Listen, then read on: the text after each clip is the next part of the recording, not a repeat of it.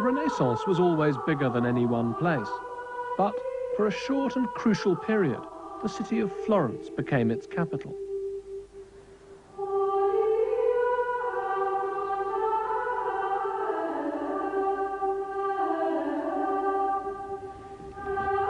It was in this city, during the early years of the 15th century, that men first consciously set out to revive the classical past, to bring it back to life, not just to borrow its forms, as earlier artists had done.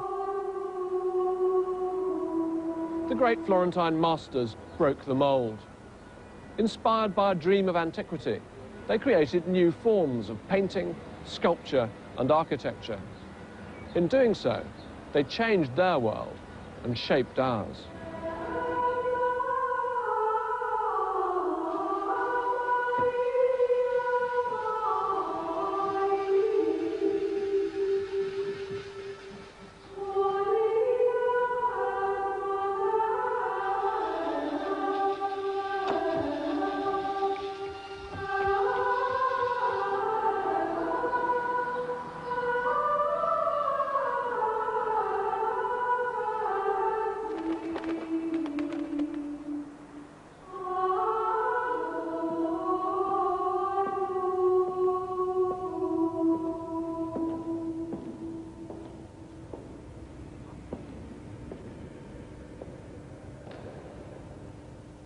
Michelangelo's statue of David, the single most celebrated sculpture in the world, has become the emblem of the Renaissance in Florence.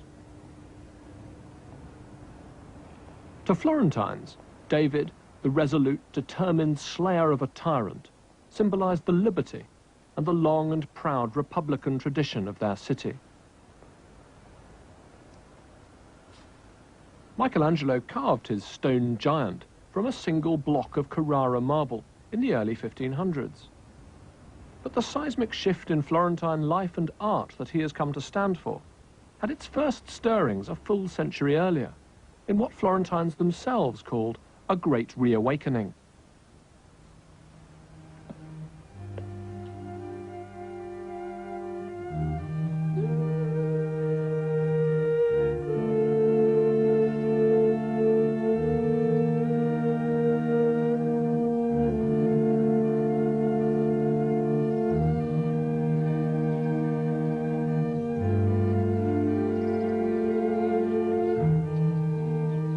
Italian peninsula, physical reminders of a once great civilization are everywhere.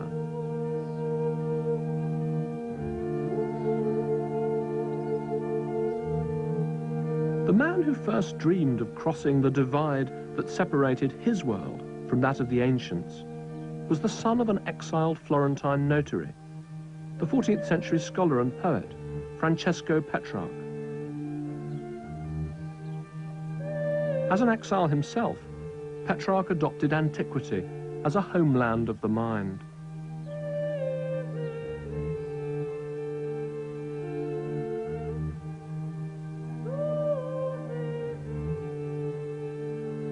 Petrarch argued that time was not a continuous, undifferentiated flow, but could be divided up into distinct periods, shaped by human will. He believed that the classical civilizations of the ancient world had been the first age, a golden age, a pinnacle of human achievement, and that since the crumbling of the Roman Empire, the world had fallen into a second age, a dark age of barbarism and ignorance.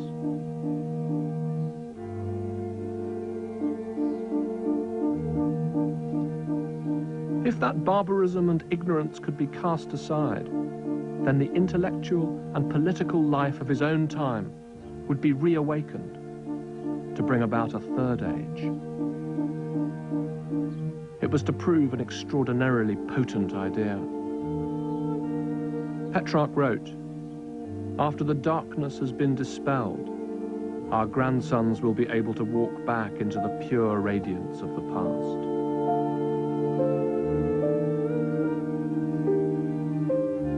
Although Petrarch didn't actually use the word itself, what he was proposing was nothing less than a rebirth, a renaissance. He died in 1374, and he's been remembered as one of the great thinkers. a man who changed the course of Western civilization. But his ideas would never have had the impact that they did if it hadn't been for the enthusiasm with which they were taken up in Florence. In Florence, Petrarch became a cult.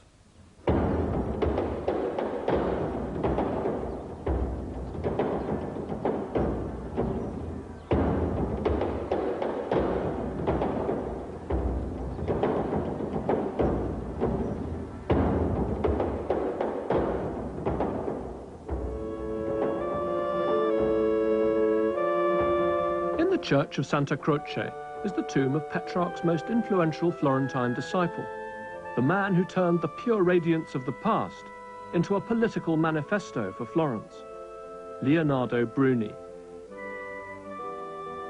Bruni had been Chancellor of the Florentine Republic, and his tomb was, in its time, the grandest memorial ever built to a single individual in the city. He rests for eternity in the guise of a Roman senator, clad in a flowing toga and wreathed with laurel. He has the face of a tired old man with slightly sagging jowls.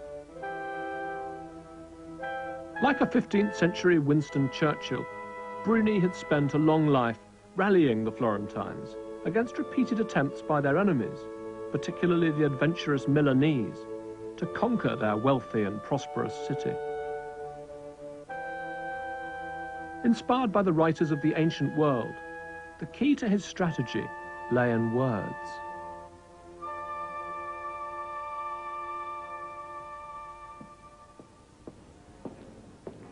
Tucked away in the heart of Florence is one of its centres of learning, the Laurentian Library, the repository for thousands of manuscripts.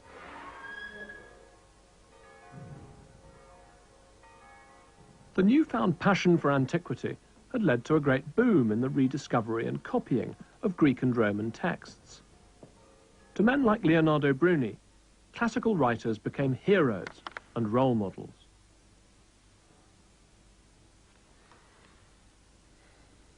Such was the interest in all things classical that the Florentines even adopted the ancient Roman course of studies, the Studia Humanitatis, the teaching of grammar, rhetoric, poetry, history and moral philosophy.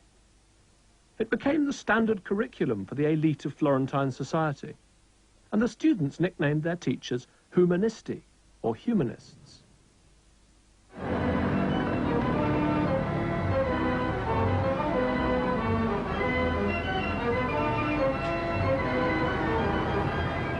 Florence was one of the largest cities in Europe.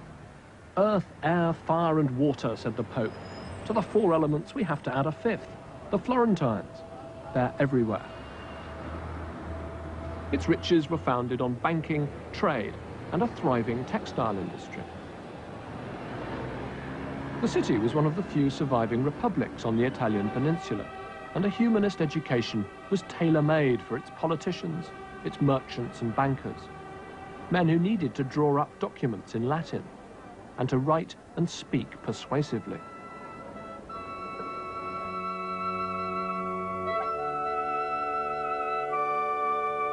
Leonardo Bruni's great achievement was to harness the passion for antiquity to his city's particular political needs. In his writings, he painted a picture of Republican Florence as a second Rome, resisting its enemies just as the Roman Republic had stood firm against its enemies.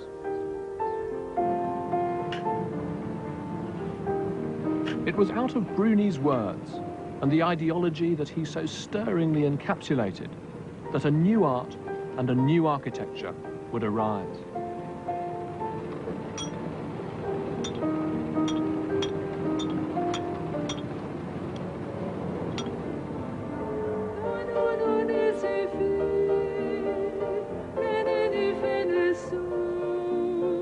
At the very heart of the city is the building where the new, classically inspired image of Florence first showed itself, Orsan Michele. Orsan Michele was the church of the powerful Florentine trade guilds, and in times of political crisis, it was used as an emergency grain store. Here, in the early 1400s, a small group of friends and rivals among them Donatello, Nanni di Banco, and Lorenzo Ghiberti, created a race of heroes, an unchanging guard of saints and martyrs, protecting the city's spiritual and material well-being.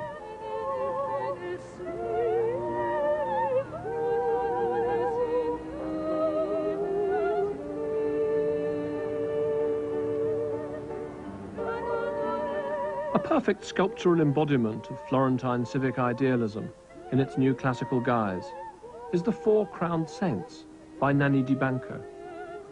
It was commissioned by the Guild of Stone Carvers and Woodworkers. The four men, early Christians executed by the Emperor Diocletian, are the very image of Roman republican fortitude which Leonardo Bruni translated to Florence.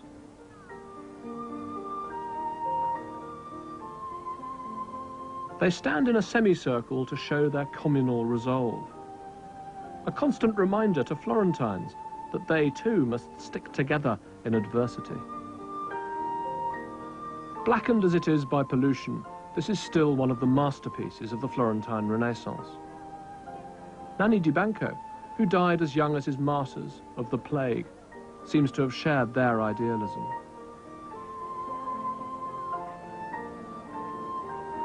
The sculptures on Orsan Michele announced a new relationship between art and the people. Never before had statues been placed in such an intimate relationship with the citizens. It was as if they spoke to the people.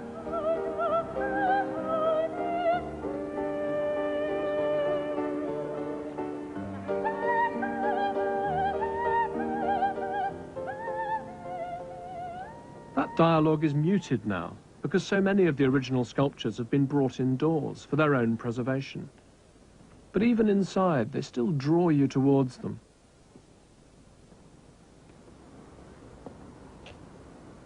The figure of St. Mark by Donatello was the most accomplished piece of naturalistic carving created for more than 1,000 years. St. Mark looks like a real man in the real world. The sculpture has a compelling physical and psychological presence. The profound nature of St. Mark's gaze made a deep impression on contemporary spectators. A large part of the miracle of Donatello's work, to those who came after him, was that he'd seemed to carve thought itself. Michelangelo, who loved this sculpture, said that if St. Mark really did look like this, we'd have to believe every single word that he said.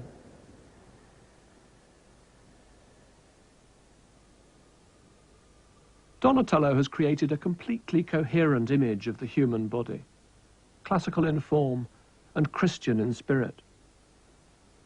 St. Mark seems motivated from within, weight momentarily balanced on his right foot, but capable of further movement. He looks as though he's about to step forward from his plinth to proclaim his gospel.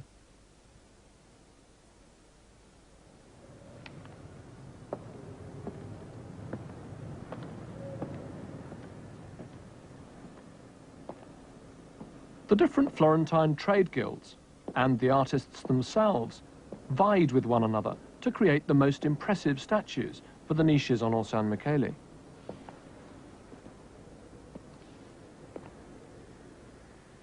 The larger-than-life-size bronze sculpture of St. John the Baptist was created by Lorenzo Ghiberti.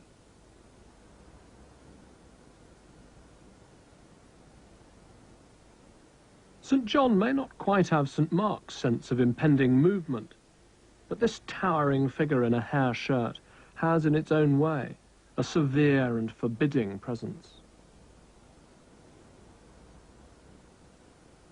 And in those vivid, living eyes, we can perhaps catch a glimpse of Ghiberti's own fiercely competitive spirit. Competition was the lifeblood of Renaissance Florence.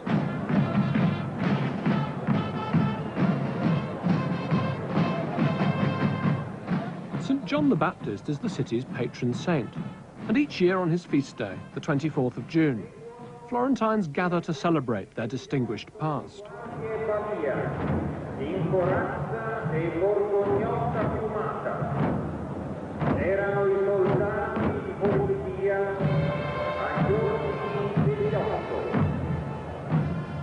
The parade into the piazza in front of the Church of Santa Croce may appear to be no more than a piece of Renaissance heritage, but it's just the prelude to a startlingly savage contest. Two teams representing different districts of the city have reached the final of a football game, first played in the 15th century, in which all the competitiveness and much of the violence of Renaissance Florence has been kept alive.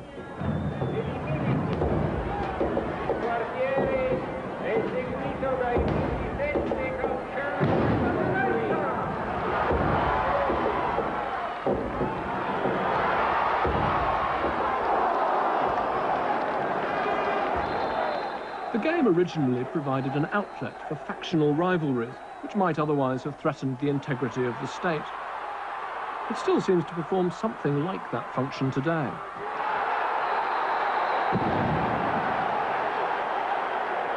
This is not so much a sporting contest as a pitched battle staged under controlled conditions.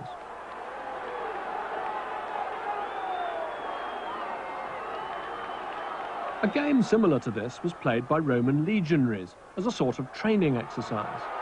And in Florence it was also used as a way of hardening bodies for battle and at the same time promoting a sense of solidarity among the citizenry.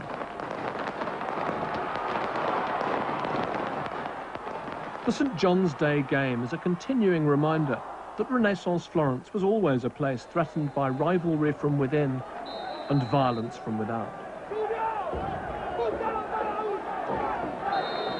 The city's proud sense of itself as a second Rome was sharpened by its vulnerability.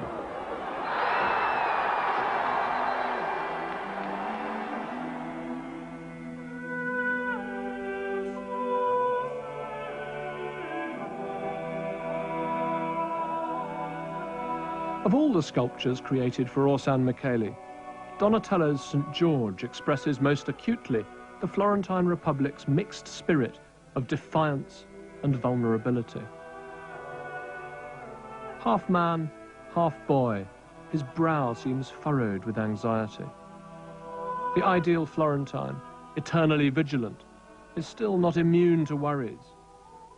He can never be sure what the world is about to throw at him.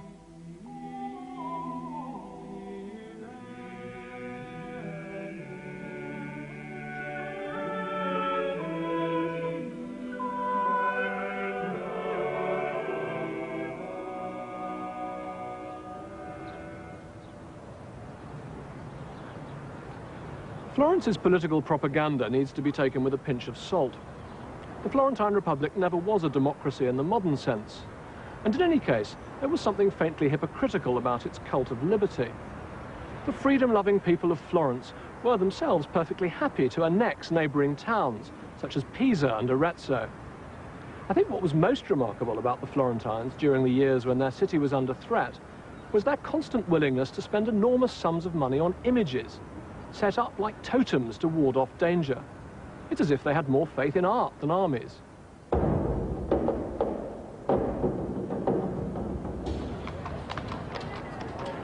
The niches of the cathedral bell tower, designed by Giotto in the 14th century, which had remained empty for 50 years or more, were filled, one by one.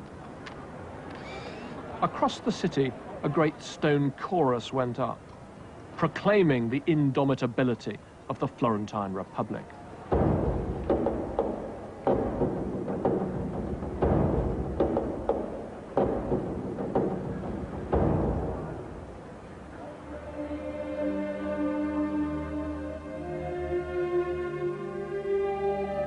The new sculpture was intimate in scale, but the new architecture of Renaissance Florence was monumental. And nowhere was the Florentines' pride in themselves and their republic more defiantly expressed than in the construction of a huge and beautiful dome for their cathedral.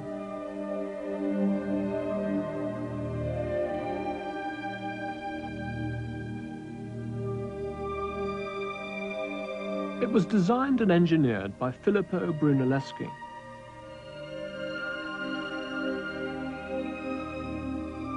The dome is so unavoidable a presence in the city that it's more like a fact of nature, a great rock or crag, than anything anyone actually built.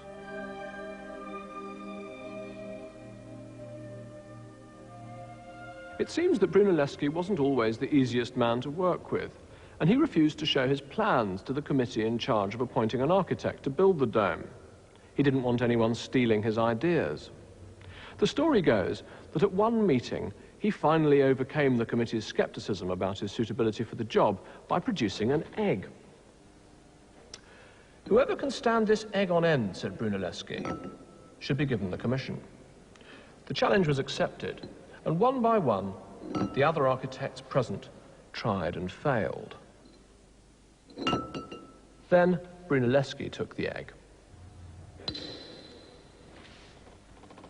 "But any one of us could have done that," said the other architects. "Yes, and you'd be able to build the dome if you could see my plans," said Brunelleschi.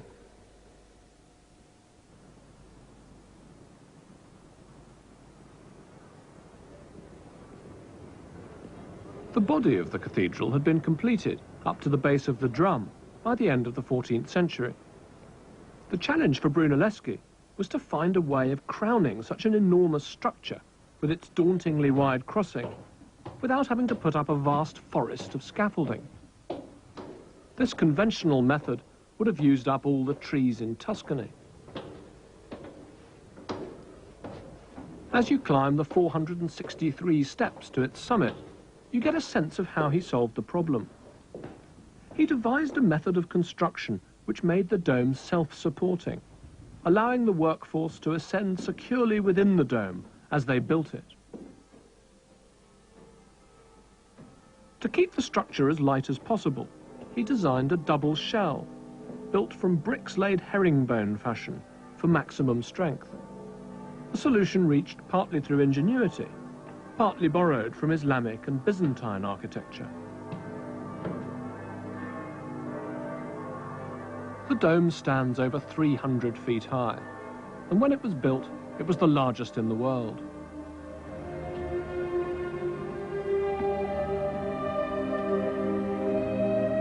To those who lived in its shadow, it showed just how much one man could do, and how far he could rise above the ordinary. While it signaled the city's self-confidence, it also symbolized something less tangible, if no less significant. An enhanced sense of human potential, a new and irrepressible spirit of active will.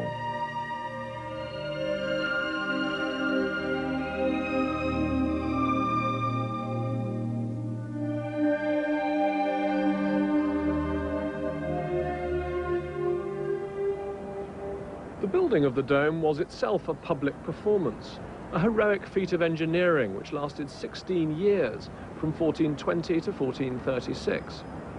It instantly became a symbol of Florence's almost fanatical determination to outdo the rest of the known world in art and architecture. In building his great creation, Brunelleschi set out not just to revive the glory of ancient Rome, but to surpass it.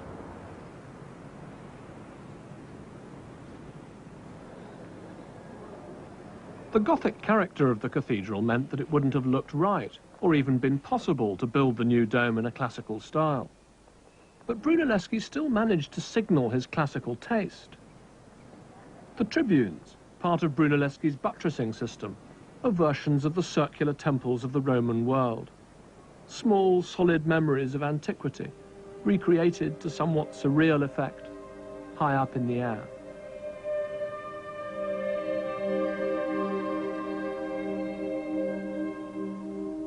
Brunelleschi never quite finished his great work, leaving a ring of rough masonry at the base of the dome. After his death, a plan to add an arcaded gallery was stopped by Michelangelo. He understood that the grandeur of the dome was all important, that it wasn't some bauble to be filigreed to a finish. And by making sure that it stayed as it was, he actually preserved part of what makes it so exhilarating. It's as if it's still under construction.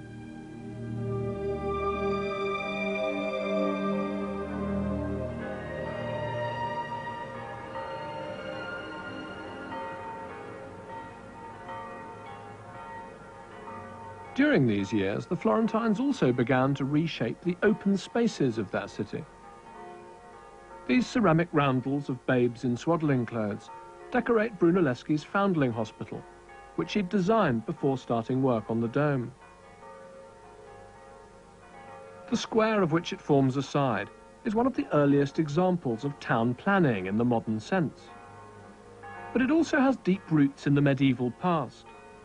It's as if the private world of the monastery cloister has been turned outwards to form a public space.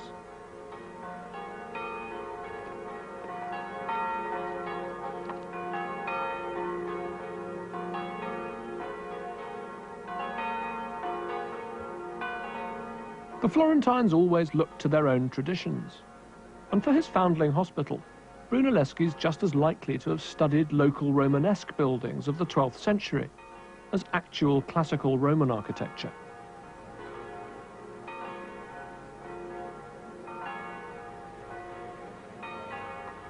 What comes across in the piazza above all is a social ideal, rather than any doctrinaire notions of classical correctness.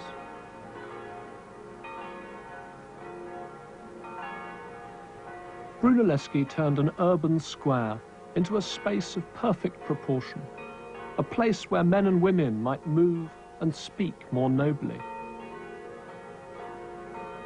The architecture solemnly evokes the Florentine civic spirit itself, austere, dignified, measured.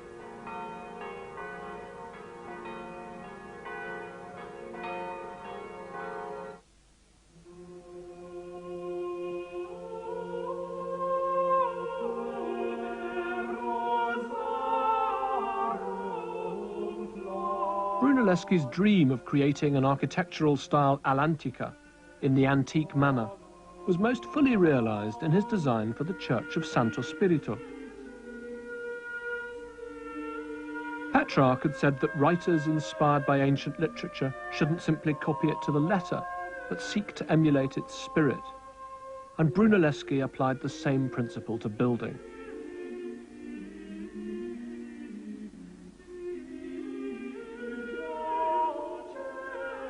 What's most striking about Santo Spirito is the absolute clarity with which it has been planned. It's the opposite of a northern Gothic cathedral, where the spaces are irregular, mysterious even, and seem to go on forever. Here, space is measured out by the columns, unit by unit. Within this precisely mapped grid, you feel yourself fixed by its coordinates. In the buildings that he designed, Brunelleschi didn't just change the face of Florence. He put the language of classical architecture back at the very center of Western civilization.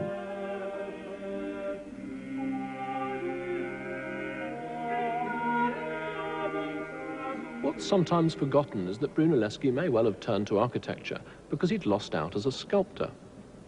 In 1401, when he was a young man, a competition had been held to decide who'd get the commission to create a set of bronze doors for the city's baptistry.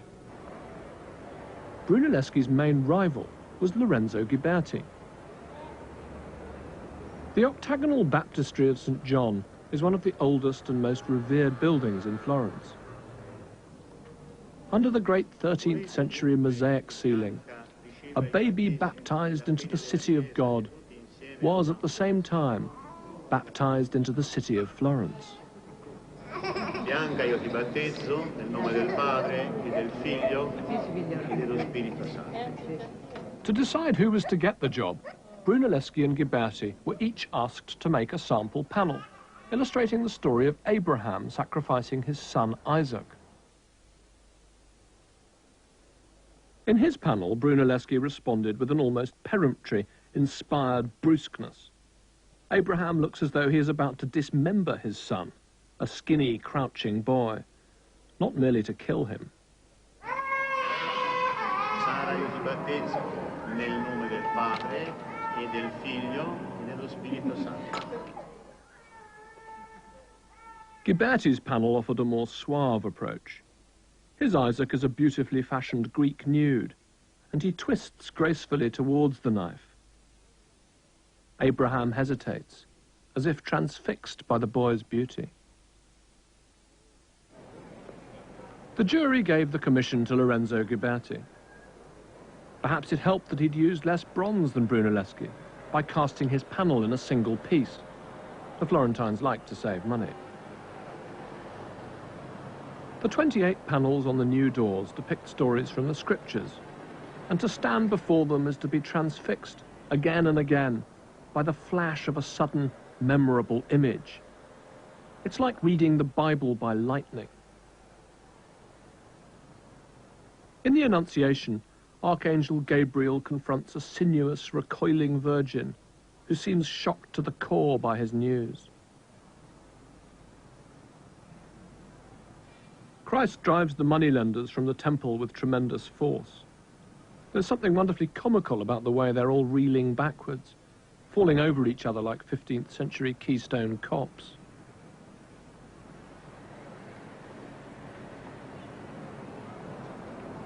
But for all his mastery, Ghiberti was still constraining himself within the conventions of the Gothic style, epitomized by the quatrefoils within which each of his scenes has been squeezed.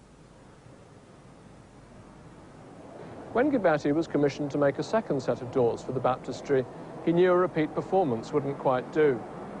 The language of Florentine sculpture had been constantly evolving, and the style in which he'd done the first set of doors was already old-fashioned. Of course, artists had always tried to improve on their own earlier efforts, but what marked out the Florentine artists of this particular period was the sheer intensity of their desire to keep up to the minute, to experiment and to innovate. Ghiberti had started out in competition with Brunelleschi. Now, he was in competition with himself. Ghiberti labored from middle age to old age on the second set of doors. Michelangelo thought them worthy enough to adorn the entrance to paradise. Ghiberti, a man never slow to promote himself, must have been rather pleased with his work as well. He included a self-portrait bust as a flourish.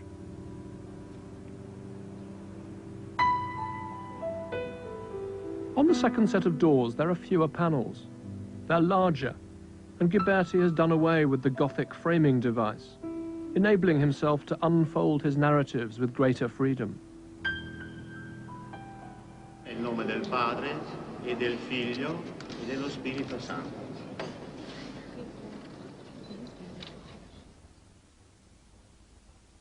When he transformed his style, I think Ghiberti underlined the fact that a great change was taking place in Western art. The notion was born that an artist could completely renew himself, could undergo a personal form of renaissance. This panel shows the creation and the fall of man. It's a brilliant hybrid art form which Ghiberti has brought into being, part sculpture, part relief, part goldsmithing.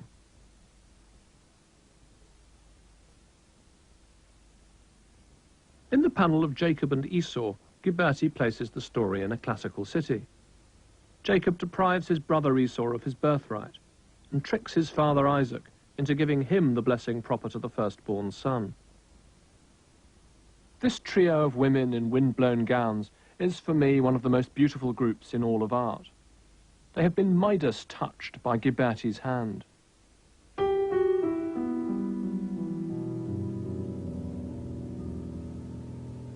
These panels also marked a significant development in ways of depicting the world, a new use of perspective.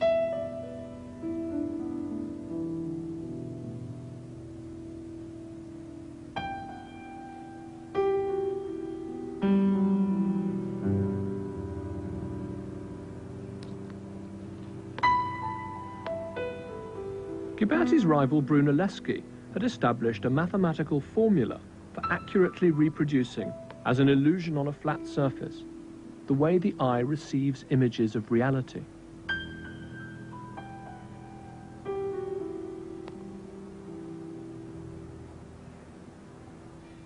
I think it's no coincidence that the mathematics of perspective should have been developed in a city whose very power and wealth had depended for so long on calculation.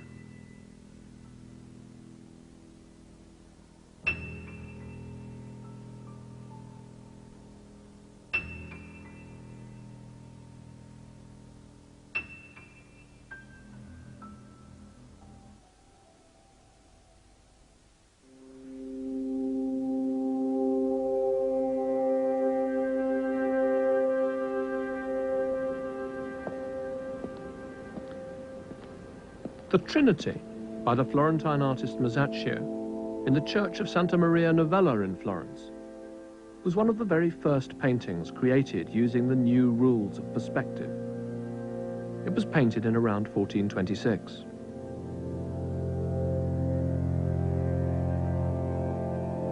According to those who have studied the mathematics, the viewer is to stand 6.12 meters from the image to appreciate the perspective effect fully. I happen to think it's also designed to be seen from a kneeling position.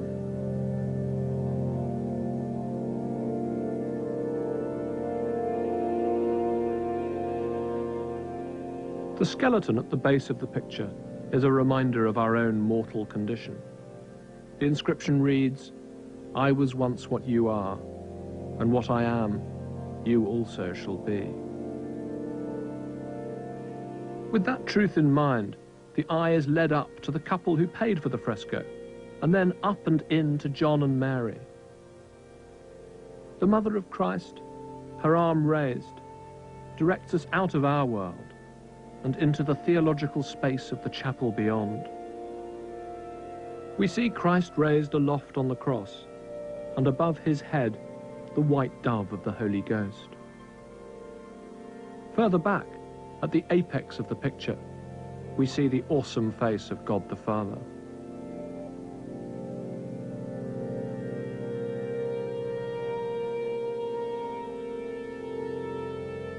Masaccio's made the mystery of the Trinity disconcertingly real.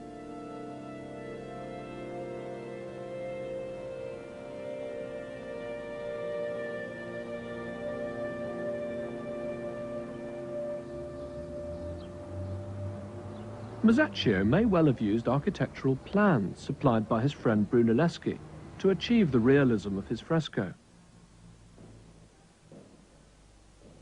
In a strange case of life imitating art, the same plans seem to have been used by Brunelleschi's adopted son, Buggiano, when he built a chapel for the Cardini family in the church of San Francesco in Pescia, not far from Florence.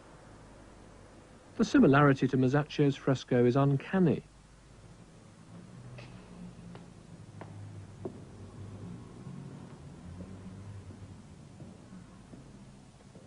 What the geometric rules for perspective gave to artists and architects alike was the ability to conceive space with precision.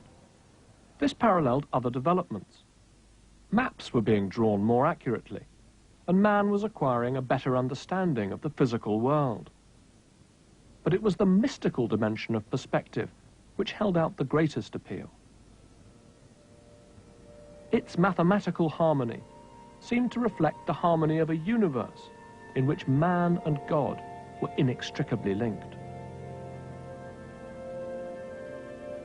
In the words of the Florentine humanist, Giannozzo Manetti, the truths of Christianity are as clear and as indisputable as the axioms of mathematics.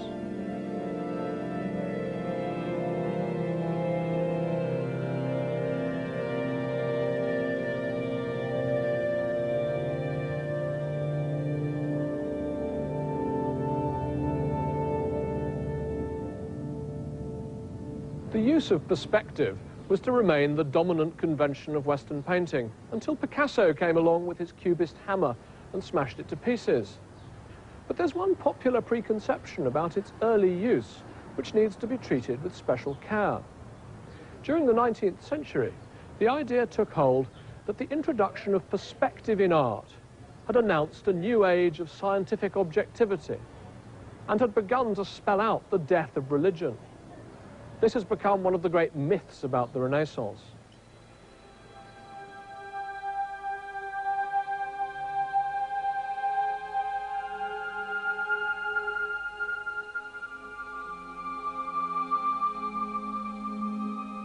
These fiendishly precise drawings were made by Piero della Francesca, who'd trained in Florence and would have been familiar with the work of both Masaccio and Brunelleschi.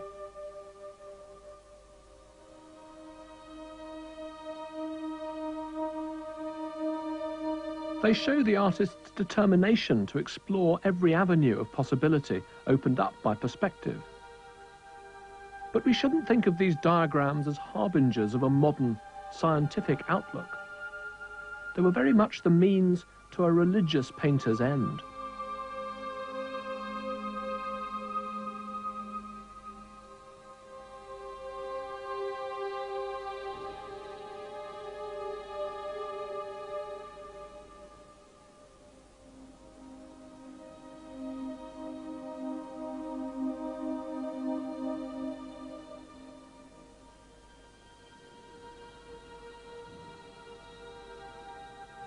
Piero della Francesca's fresco of the Resurrection is in his hometown of San Sepolcro. At first sight, it's a rather baffling picture. Piero plays a push-me-pull-you game with the viewer. It's hard to know exactly where to stand to look at it. Conventionally, you'd expect the perspective to take your eye to the horizon, but instead, it's led underground, as if to the place from which Christ has risen.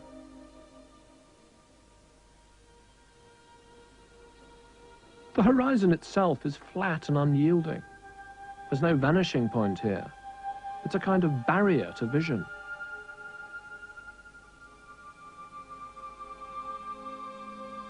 Then you notice that the two lines of trees form an apex, leading your eye not up and into the picture, as in Masaccio's Trinity, but down and out, to the armor on the sleeping soldier's knee. Align yourself with his knee, and I think you find yourself standing where Piero wanted you to be, looking up in awe at the resurrected Christ. And then you realize that this sophisticated painting contains one more perspective: Christ's. It's the picture that's doing the seeing, looking out through the door it faces and beyond.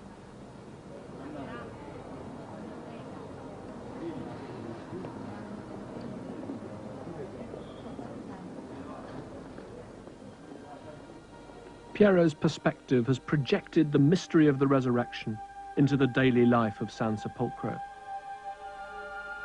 Christ is stepping from his tomb into the town called Sepulchre. You can't take religion out of the Renaissance. It's there, dead center.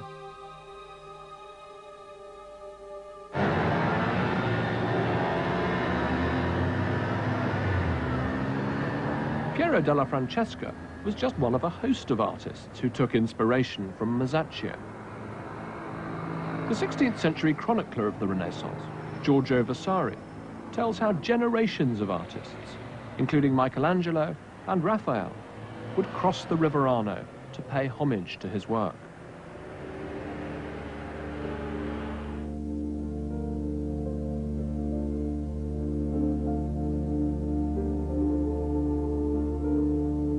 Masaccio was the shooting star of the Florentine firmament, just 27 years old when he died.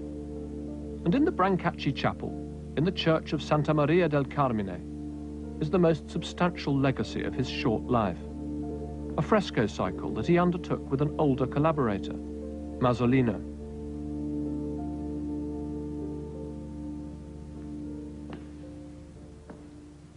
In the tribute money, Jesus and his disciples stand by the Sea of Galilee.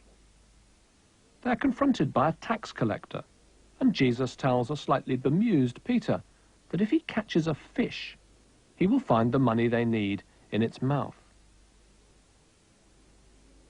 Peter catches a fish and removes the coin from its jaws. Masaccio has distilled 3 moments in time to a single frame. To the right, Peter pays the tax collector his tribute, thrusting the money into his hand with contempt.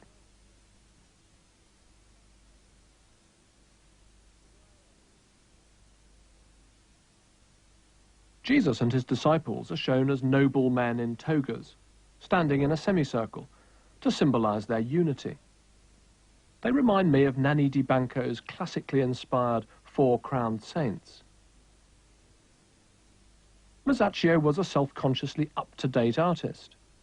But he also looked back in time to his great Florentine predecessor, Giotto, whose work was the ultimate source for his heavy sculptural figures and his momentous sense of drama.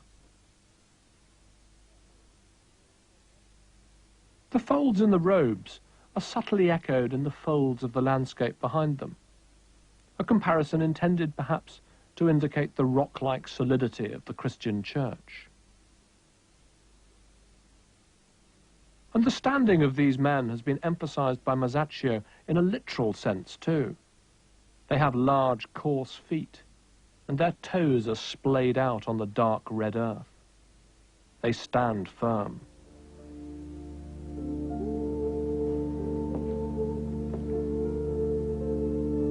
Masaccio sets the story of St. Peter healing with his shadow in a street in contemporary Florence.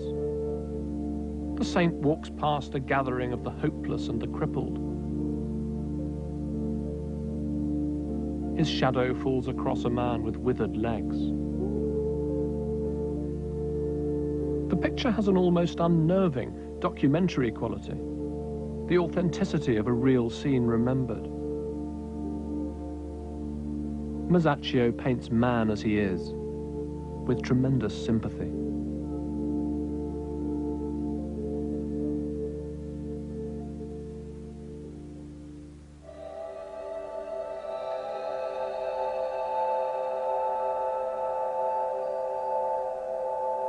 The expulsion of Adam and Eve is the most vivid expression of Masaccio's uncomfortably powerful imagination.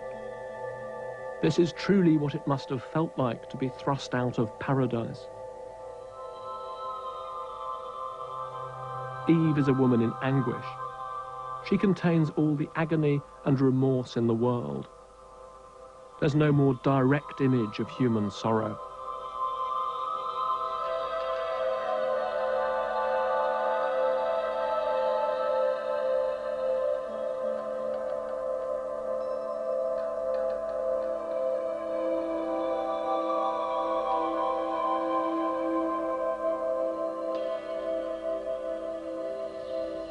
When Masaccio died in 1428, Brunelleschi said simply, "We have suffered a great loss." He was right, all the more so when you bear in mind that it was really just a handful of friends and rivals, no more than 4 or 5 people, who were responsible for changing the face of Florentine art. But for me, there's one artist above all, above Masaccio, above Ghiberti, above even Brunelleschi, whose work epitomizes the energy and the genius of Renaissance Florence. And that's Donatello. According to legend, this is Donatello painted by Masaccio in one of his Brancacci chapel frescoes.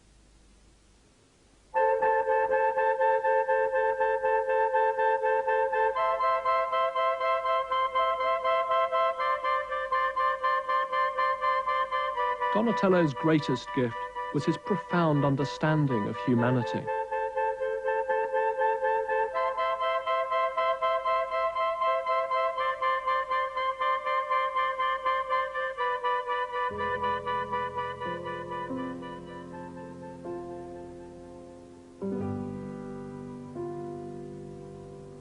In his wooden sculpture of Mary Magdalene, so appallingly raw in its realism, Donatello has managed to get thoroughly under the skin of the Christian ascetic mentality. The result is extremely disturbing.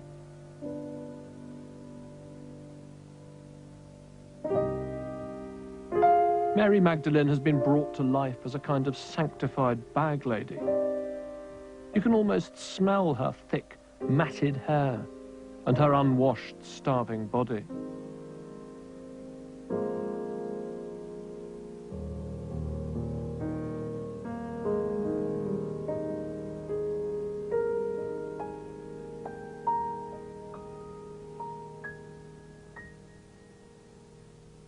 Donatello's readiness to explore every extreme of human identity makes him a very difficult artist to pin down.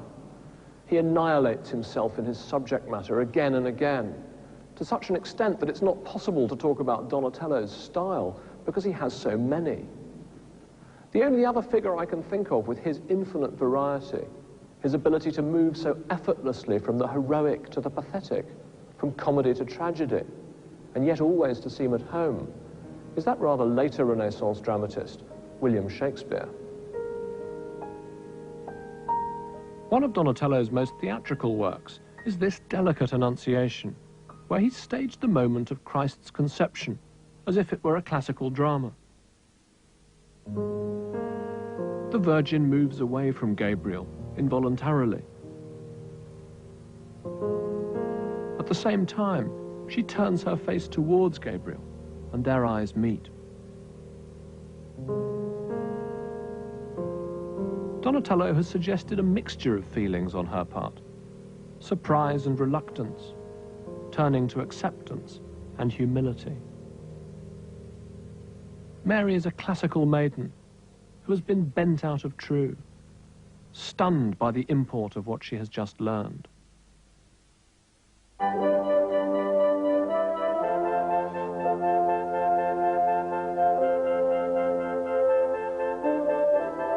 The most famous of Donatello's sculptures is a bronze statue of David.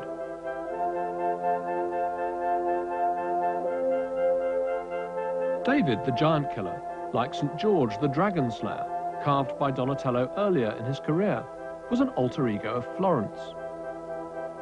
There used to be an inscription at the base of the statue, overtly proclaiming him as a symbol of Florentine liberty. But I think there's more to the sculpture than political symbolism.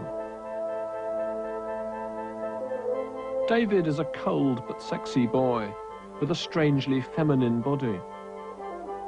We see him in a kinky state of undress, wearing only a helmet and a pair of very fine boots, which seem to make his nakedness all the more alluring. A plume of feathers on the dead Goliath's helmet strokes the boy's calf and inner thigh.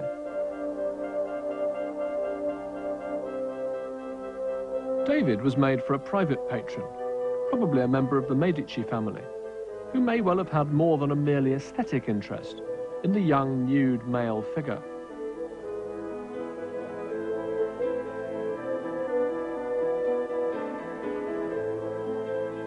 This is one of the first erotic sculptures of the Renaissance, but it's also a brilliant psychological portrait, the very image of a knowing, self-absorbed flirt, a narcissistic smirk frozen forever on his bronze face.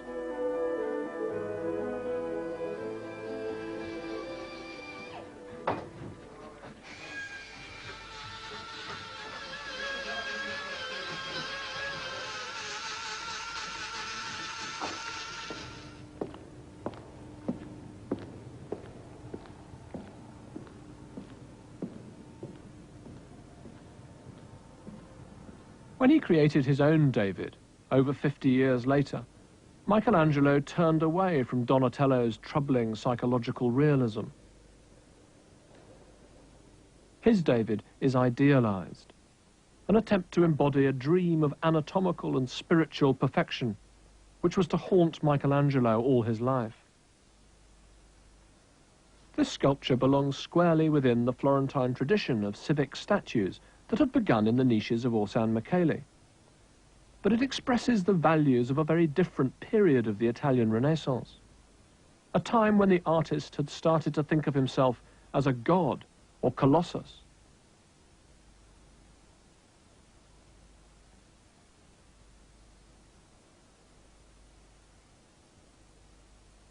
But would Michelangelo have had the moral courage to carve this heroic figure if he had not grown up in Florence, surrounded by the extraordinary works of the early Florentine masters?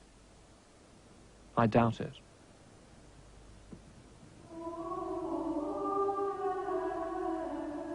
After all, it was Michelangelo who'd called Ghiberti's doors the gates of paradise, who'd stopped them tampering with Brunelleschi's dome, who praised the vividness of Donatello's St. Mark and paid homage to Masaccio's originality. I think David is a tribute, not just to Florence, but to the artists who'd done so much to shape the city, to their proud independence of vision and of spirit.